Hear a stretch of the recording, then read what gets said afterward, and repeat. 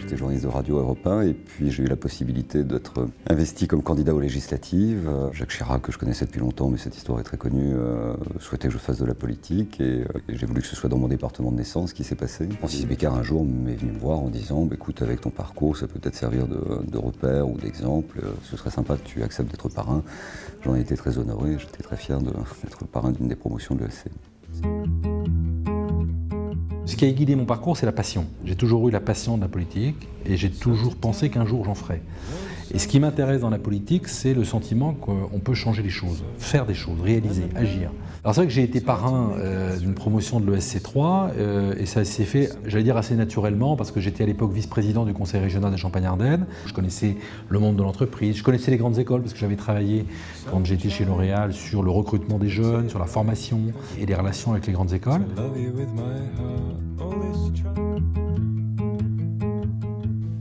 Alors j'ai été parrain de l'ESC3 tout d'abord parce que Francis Bécard me l'a demandé et que les liens d'amitié que je peux avoir pour lui m'ont conduit à être flatté et honoré par cette demande.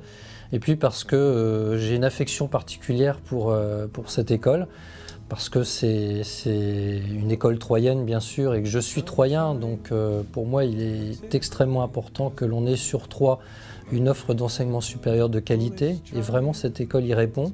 Bon, l'école a 20 ans aujourd'hui et c'est évidemment un très bel âge, c'est très jeune pour une grande école de commerce, donc ce qu'on peut lui souhaiter c'est de passer comme ça plusieurs générations, c'est-à-dire plusieurs cycles de 20 ans et de s'inscrire au plus haut de l'échelle en conservant son identité, en jouant son rôle de rayonnement à l'échelle du département et en permettant à ces jeunes diplômés de développer aussi l'économie française, c'est ce qu'on attend d'eux. J'ai envie de dire aux jeunes qui sortent d'école de commerce, soyez curieux. N'hésitez pas à vous intéresser à tous les sujets très divers.